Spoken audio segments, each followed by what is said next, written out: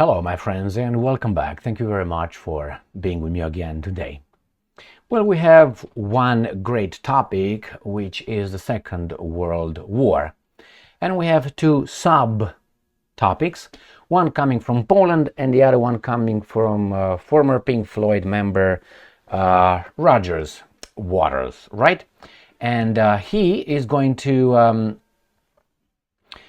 claim, Roger Waters, that Russia won the Second World War, not the West. This is his claim. And the other one is a well-established, we think, fact that the Second World War started in the 1st of September 1939 when the Germans invaded Poland. That's why they call it. That's the beginning of the Second World War. It's not the Germans taking over Czechoslovakia. Nah, it's not that one. It's not the Anschluss, the unification of German Reich with Austria. No, it's not that. No, it's just that is when the war broke out, the Second World War. I will discuss these two topics. First, I will claim, and it's not only I who claims that, I read historians who claim the same thing. The Second World War did not start on September 1st. The war between Germany and Poland started on September 1st, 1939, not the Second World War. The Second World War started when you had more countries declaring war and turning it into a conflict made out of three countries, actually four and then five, which is Germany, Poland, one-on-one. There was not a world war. And then you got Great Britain declaring war on Germany and France declaring war on Germany after, should we do it? They had to do it. So then you have four countries. And then the Soviet Union came from the other side of from the east. Soviet Union, not Russia. And then you have Japan and everybody else joining in. So actually that triggered a war between two countries to settle the Gdansk corridor. That the Poles did not want to discuss it. I mean, they wanted to discuss it, but the Germans claimed it was not in good faith. And why? Because the Poles had actually signed guarantees by the Brits and the French that they will intervene if the Germans will do something. And some people planned on having that done. You can have a big power in Europe, in continental Europe. That's one of the main foreign policies of Great Britain. They could not allow a strong country to be inside continental Europe. Why do I say continental? Because I'm not using Iceland, or I'm not using Great Britain and so on as being islands. So let's start with the first claim. First claim. Poland marks 85 years since World War II outbreak. No, they can all do is mark 85 years since they were attacked by Germany. That's all they can do. The rest is discussable.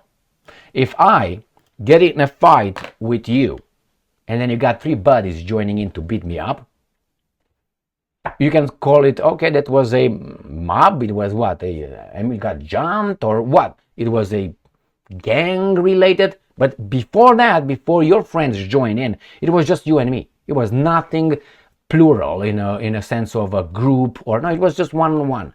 So I think that actually the Second World War started when the Great Britain and France declared war to Germany.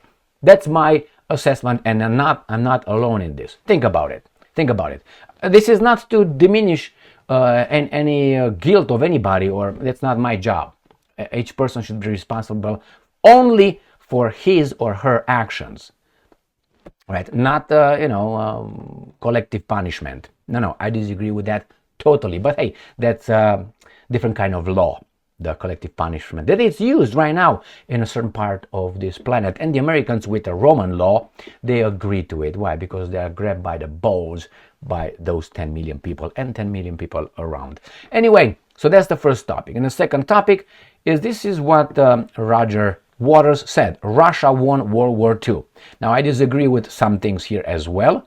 First, it was not Russia, it was Soviet Union. And Soviet Union was not ruled by Russians, but by the Gruzin Stalin. We have to admit that Stalin was in charge, wasn't he? Mr. Vissarionovich, Joseph Vissarionovich Djugashvili. He was a Georgian from Georgia, from the Caucasus. He was a Gruzin. All right, so he's not a Russian. And Kaganovich, the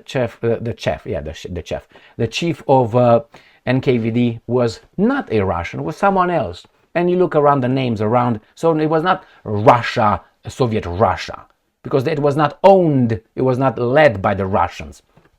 It started kind of being led by the Russians after 1960 some. And I'm not talking about Khrushchev, maybe a little bit after Khrushchev. They started, eventually the Russians kicking away the yoke of traitors of the Russian people. And remember, Soviet Union was formed of Ukrainians, Moldovans, and other little nationalities over there. So it was the Soviet Union which, yes, I think, and we're going to have a little explanation coming from the Russians, obviously, it was a collective effort. Now, who fought the most, who sacrificed the most? I think there's beyond any doubt the Soviet people. The Soviet people, I'm talking about the people in the Soviet Union with different nationalities. The Russians, the Ukrainians, the Moldovans, the whomever was over there, the Georgians, who were in the war effort. Now you can say, well, the Soviets won. Well, they got to Berlin because it was an understanding between Americans and Soviets. The Stalin, you're gonna get Berlin. But they claim that D-Day was the turning point. It wasn't. It was not the turning point. But the Soviet Union, without the money coming from thin air, it seems like, and not only the Americans sent them trucks, Ford trucks and other materials to the Soviets to be able to fight, and the Soviets fought and they died, the same as the Germans. For whose interests? 1948 should give you a clue. I don't know, just saying. Russia today. Russia won World War II, not the West. Roger Waters. Well, I think it has the biggest, effort. The Pink Floyd co-founder has recognized the USSR's, that's correct, role in defeating Adolf Hitler. The world owes the Soviet people, it's correct, a debt of gratitude for defeating the Third Reich, musician Papa told Russia Today in an interview. So he spoke with Russia Today, weaken, and I'm quoting, weaken the Russian people resolve? Do you know who they are? They are the people who defeated the Wehrmacht, he told Russia Today, addressing the purported goals of the US and its allies in the Ukrainian conflict. And I'm quoting, I am talking to the good people of Russia. We've never really yet thanked them for beating the Germans in World War II at the cost of 22 million dead, end quote, Waters said. And I'm quoting again.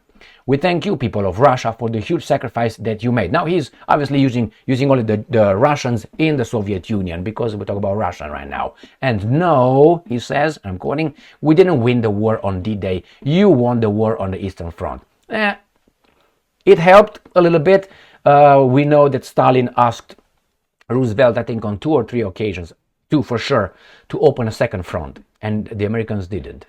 And when the Soviets liberated the entire territory of Soviet Union that was invaded by the Wehrmacht, then the D-Day occurred. So these guys waited to see the Russians are coming towards Europe. Then they said, oh my God, the communists will take everything. We can't allow them to take everything because we have an understanding. They had an understanding. You take these countries that is not for you to take, but we give them to you because we are the free world. Okay, and we take this one. It was an understanding. Why was it an understanding? According to whose rights was let's say, the Americans allowed another country to subjugate, to take over, I don't know, Eastern Europe? Under what kind of rights? None.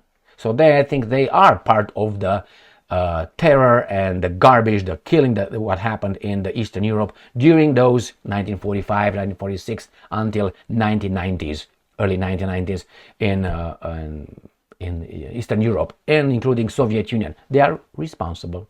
So if we take Putin as being responsible for the war and the Russian people, because they voted for Putin or they support Putin in the effort for the war, in Ukraine, then that means the American population, citizens, are responsible for us, the Eastern European, being just left to the criminal non-Russians to destroy our culture, our intelligentsia, and our territories, our people, our relatives. But hey, that means you use the same rule for both sides. We can't do this. Let's see what this guy says further. British and American historians have long omitted the Soviet Union's role in defeating Nazi Germany, de facto erasing it in favor of depicting the 1944 Normandy landing as a turning point of the war. The Germans had less than 10% everywhere else. It's true that Americans were coming from the south, from Italy, and they were trying to gain territory. So it was a how to call it, team effort. It's true, but it's like the Ukraine. Take Ukraine fighting the evil Russians and the West. It's a team effort. It's a collective effort. But who is having most to lose, or at least who sacrifices the most? The Ukrainian nation, not Zelensky and these guys. Zelensky Steins. No. The Zelensky Steins, again, Kaganoviches. So those guys are the ones that are gonna fight and fight and fight. And these guys are just, I'm not saying there were not sacrifices from the Americans, Canadians, Australians, and many, even the Indians, because these guys got, the Great Britain got their, how do you call it? I don't know how you call them.